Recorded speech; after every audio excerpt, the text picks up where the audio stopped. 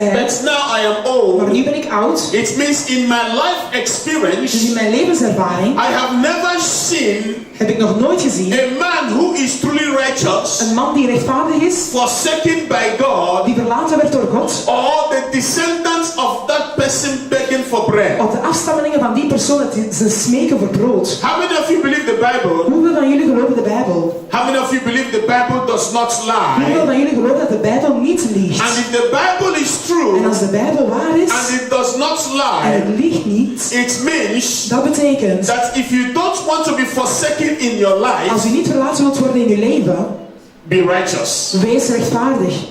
It means that righteousness Rechtvaardigheid is the key is de sleutel you must have in your life dat u in uw leven moet hebben, for you not to be forsaken. zodat u niet verlaten zal worden. And righteousness En rechtvaardigheid is an insurance policy is een verzekering for your children. voor uw kinderen. Now I sat down and I made some Ik analysis was aan het zitten en ik heb een analyse gemaakt and I found en out ik heb ondervonden that dat those men who lived a righteous life when I was young, mensen die they became very rich, they made lots of money. een onrechtvaardig leven leidden toen ik jong was, ze werden rijk en ze hebben heel veel geld gemaakt. I found out that I took time to look at their children today. Ik keek naar hun kinderen vandaag. Most of them, their children are drug addicts, De meeste van hen zijn drugverslaafden, criminals, criminelen. some are dead Sommigen zijn dood, mysteriously. mysterieus doodgegaan. And then I looked at those ones whose parents were struggling people when they were growing up. En ik keek naar de ouders die aan het lijden waren toen we opgroeiden. They lived good Ze lives. hebben een goede leven geleid. They didn't put their hands into evil. Ze hebben nooit iets slecht gedaan.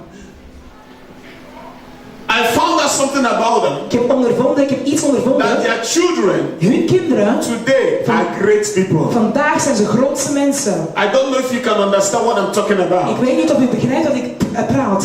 That one of the ways to destroy your future Een van de manieren om uw leven te vernietigen is to live a life of wickedness. is een leven van kwaadaardigheid te Because leiden. every seed you sow, you will reap. Want elke zaad dat u zaait zal u oogsten. If you live a life of wickedness, Als u een leven van kwaadaardigheid leidt, your children will suffer with. uw kinderen zullen hierdoor But lijden. if you live a life of righteousness, Maar als u een leven van rechtvaardigheid leidt, you will never be forsaken. zal u nooit verlaten worden. God will see to it you're never forsaken. God zal ervoor zorgen dat u niet verlaten wordt. And your descendants will never beg for bread. En uw afstammelingen zullen nooit voor brood smeken.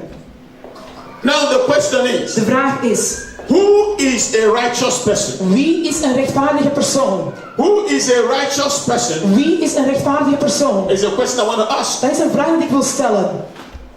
Let's go to the Bible to find out who is a righteous person. Laten we kijken in de Bijbel. Wie is een rechtvaardige persoon? Who is a righteous person? Wie is een rechtvaardige persoon?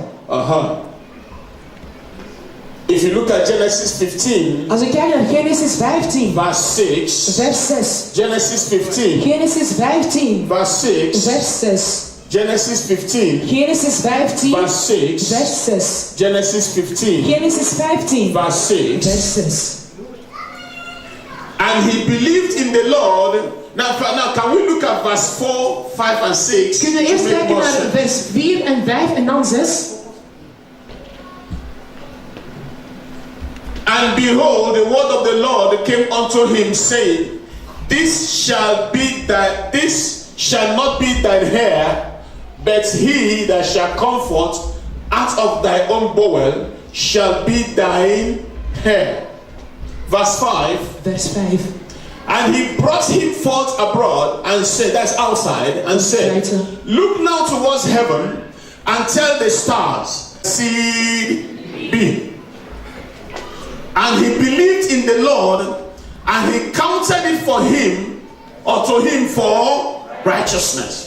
Hij geloofde in de Heer en hij werd daardoor rechtvaardig. It means righteousness is simply believing what God has said. Dat betekent rechtvaardigheid is geloven wat God heeft gezegd. Righteousness is believing what God has said. That is righteousness. Rechtvaardigheid is geloven wat God heeft gezegd. Dat is rechtvaardigheid. So now let's transplant this into our present generation. En laten we dit nu presenteren in de tegenwoordige tijd. I want to say something that You may misunderstand, but please don't misunderstand me. Ik wil iets zeggen, u kan misschien verkeerd begrijpen, maar alsjeblieft niet verkeerd begrijpen. How many of you ever saw Jesus Christ? Hoeveel van jullie hebben ooit al eens Jezus Christus gezien? None of you. Geen van jullie. All you know about Jesus Christ is what you were told and what you read, isn't it? Het enige wat u weet van Jezus Christus is wat er u verteld werd en wat u gelezen heeft. Jesus Christ was a son of a carpenter, isn't it? Jezus was een zoon van een timmerman, toch? A son of a carpenter Een zoon van een timmerman. suddenly came up, Plotseling kwam hij, performed a few miracles, heeft een paar mirakels gedaan. and began to tell everybody in his village that he's God. En hij begon tegen iedereen in zijn dorp te zeggen dat hij That God he's a is. son of God. Hij is de zoon van God. Does that make sense? Is dat zinvol? Hello? How am I sure he is? Hoe weet ik zeker dat hij de zoon van God is? Was I there with him? Was ik daar met hem? Was I there in Palestine with him? Was ik daar in Palestina met hem? Now, it does not make sense to accept that a man that died on the cross, remember that in those days, dying on the cross was a general thing for criminals. Het is niet zinvol om te geloven dat een man die gestorven is op de kruis en in die dagen was het normaal voor criminelen. So it does not make sense that a man that died 2000 years ago can save my soul. Het is niet zinvol dat een man die gestorven is 2000 jaar geleden, dat hij mijn leven nu kan redden. But I believe it because the Bible says so. Maar ik geloof het omdat de Bijbel het zo zegt. The Bible says that he shall be born at such place, this signs and everything about this Jesus, he fulfilled it. De Bijbel heeft gezegd, hij zal geboren worden in zo'n plaats. Alles over Jezus, hij heeft het vervuld. So I believed it. Dus ik geloofde het. Whoever believes in Jesus, Wie ook in Jezus will be gelooft, saved. zal gered worden. So I believe in him, Ik geloof in hem. and God counts it as righteousness for me for believing God in a thing that does not make sense. En God noemt mij daardoor rechtvaardig, want ik heb God geloofd in iets dat niet zinvol is. Hello. Hallo? Are you following me? Volgen jullie mij? Now let's go backwards Laten we nu teruggaan to the time of Abraham. naar de tijd van Abraham. Abraham. Was an old man, 100 years. Hij was een oude Or man. 99 years. Hij was 99 jaar. The wife was 90. Zijn vrouw was 90 jaar oud. Very old. Heel oud. Uterus is gone. De baarmoeder is weg. The womb is dried up. Baarmoeder is droog. And suddenly God came to him. Plotseling kwam God naar hem. Abraham, Abraham, where are you? waar bent u? I will make you father of many nations. Ik zal u vader van vele naties maken. Come outside with me. Kom naar buiten met mij. Look at the sky. Kijk naar de lucht. Count the sky. Tel de sterren. Can you count the sky? Kunt u de sterren Abraham tellen? said, no, I can't count the sky. Abraham zei nee. He says, so shall your descendants be. Zo zullen uw afstammelingen zijn. Your descendants shall possess the gates of the enemies. De afstammelingen zullen de poorten van de vijand bezitten. And Abraham believed. En Abraham geloofde dit. Abraham believed in what looks impossible, what looks stupid, what looks like a crazy thing. Abraham geloofde in iets dat onmogelijk was of iets dat dwaas was, iets wat dom was. Because God said it. Maar hij geloofde erin omdat God het zei. So, Dus God declared Abraham righteous. God verklaarde Abraham rechtvaardig. Abraham did not become righteous because of what he did, because of his works. He became righteous because he believed in the unbelievable. Abraham was niet rechtvaardig door zijn werken, maar hij geloofde in de onmogelijke. Daarom is hij rechtvaardig. Today, God has made you righteous for if you believe that Jesus Christ came, died for you.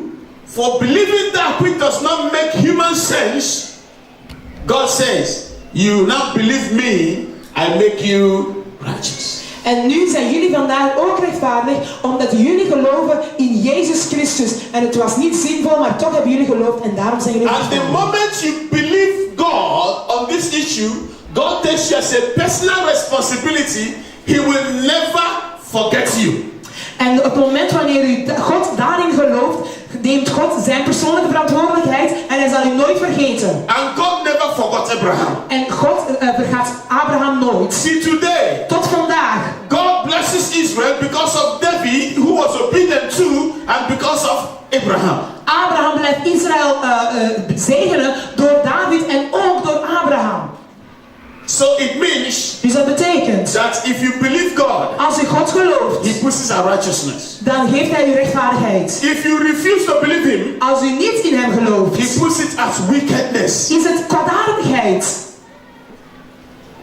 Everything that had to do with Abraham was blessed. Alles wat te maken had met Abraham was gezegend. Do you know Ishmael too was blessed because of Abraham? Weet u, Ismaël werd ook gezegend door Abraham.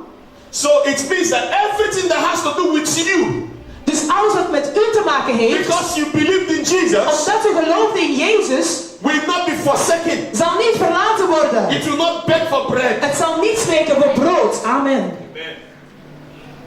You know, most times we worry about our children. Vaak maken we zorgen over onze kinderen. Do you go to school with them? Gaat u naar school met Do hen? you know what they do when you're not there? Weet u wat ze doen wanneer u er niet bent? Can you keep them? Kunt u hen behouden? But there is a promise for them. Maar er is een belofte voor hen. The promise is, De belofte is, never has it been nooit is het that a geweest righteous man dat een rechtvaardige man is forsaken, verlaten werd. nor his descendants En dat zijn afstammelingen beg for. voor brood smeekten. It's a promise. Het is een belofte. So if you want an insurance for your children, Dus als u een verzekering wilt voor uw kinderen, step number 1, stap 1. make sure you believe what God has said about Jesus Christ. Zorg ervoor dat u in God gelooft wat God heeft gezegd over Jezus Christus. If you don't believe it, Als u het niet gelooft, then God says you're wicked. dan zegt God dat u kwaadaardig bent. And if you're wicked, En als u kwaadaardig bent, there is no guarantee is er geen garantie that you'll not be forsaken. dat u niet verlaten zal worden. And your descendants can beg for bread. En uw afstammelingen kunnen wel voor brood smeken. Am I talking to somebody here today? Begrijpen jullie mij? Is this still making sense? Begrijpen jullie dit? So when you're already righteous, Dus als u rechtvaardig bent, the next thing you now begin to walk in righteousness. het volgende is, u wandelt in rechtvaardigheid. But you cannot walk in righteousness except you first become righteous. Maar u kunt niet in rechtvaardigheid wandelen, tenzij u eerst rechtvaardig wordt. Being righteous is not your walk, it's not your action. Rechtvaardig zijn is niet uw actie. But righteousness then becomes the obedience to the commands of God. Maar rechtvaardigheid is dan de gehoorzaamheid tot de bevelen van God. And living in righteousness can only be done by the help of the Spirit of God. En een rechtvaardig leven kan enkel gedaan worden met de hulp van de Heilige Geest.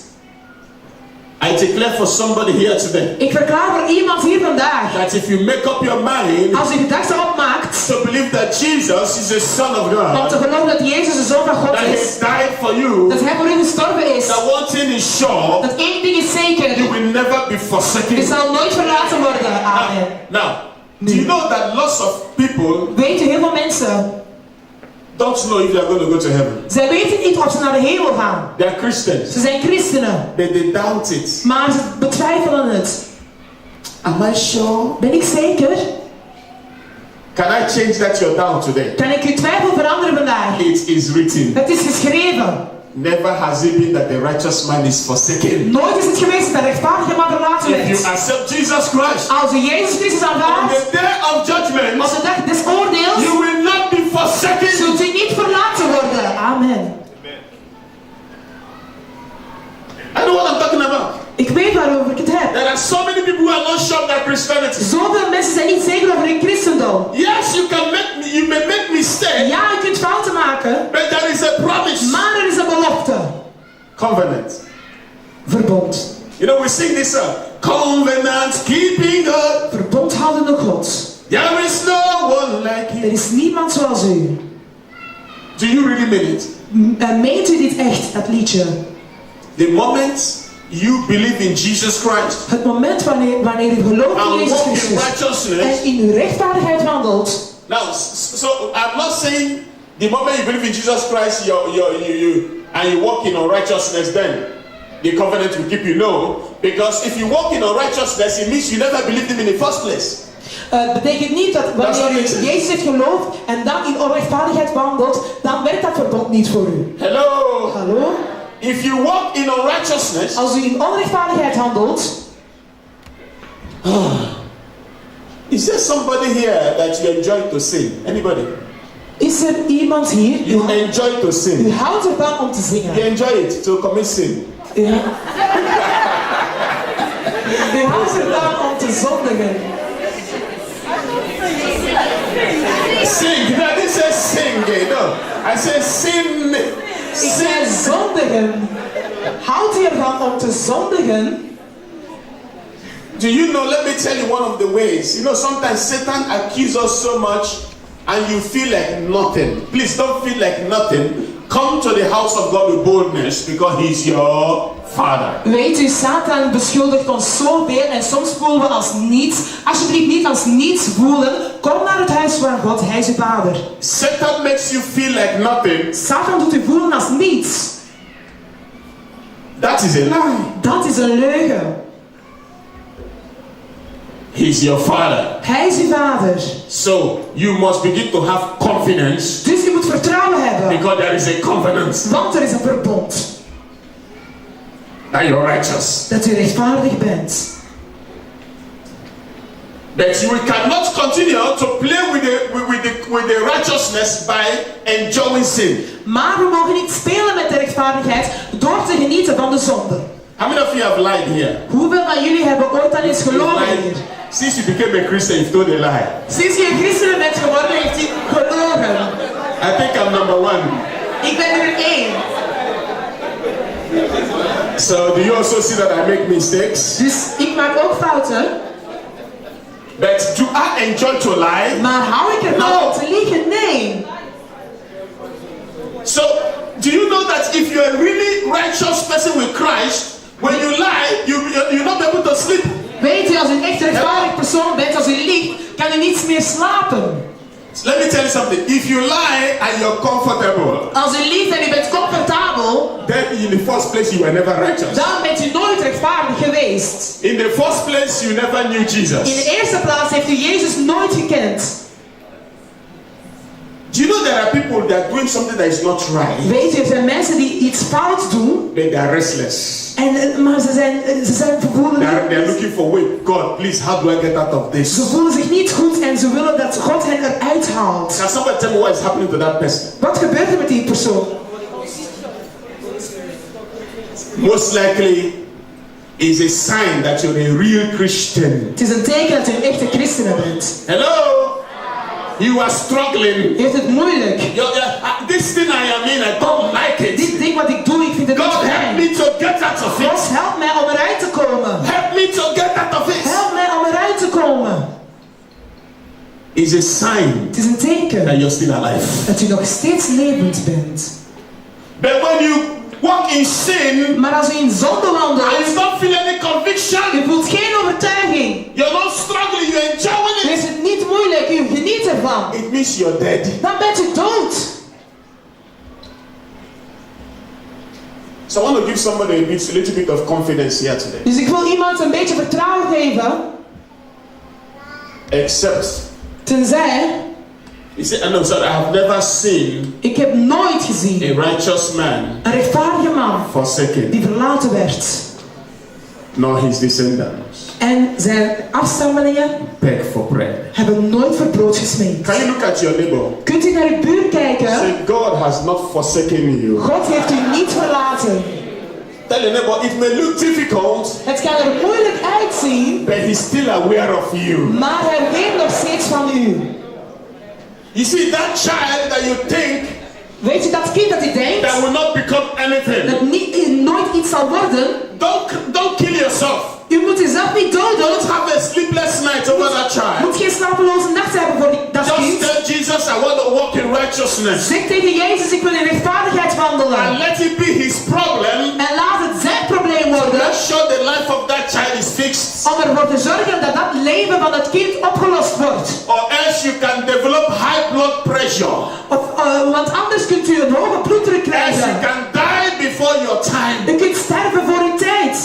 You see, the greatest problem of Christians is what? Ignorance. Weet u, het grootste probleem van de christenen is onwetendheid. You can die out of ignorance and still go to heaven. How many of you know U that? kunt sterven van onwetendheid en toch naar de hemel gaan. You can die out of sickness and still go to heaven. U kunt van een ziekte sterven, maar toch naar de hemel gaan. But just that you were ignorant. Maar gewoon omdat u onwetend The Bible was. says, my people perish for lack of. Mijn Who is volk perishing? sterft door gebrek aan Who kennis. is perishing? Wie gaat er dood? Who is perishing? Wie gaat er dood? No, Nee, my people. mijn volk. Are they not God's people? Is het niet Are Gods they not God's volk? people? Is het niet Gods volk? Yet they are. Maar toch sterven zij. May you not perish. U zal niet May you sterven. not Amen. perish. U zal niet sterven. In Amen. Jesus' name we pray. In Jezus'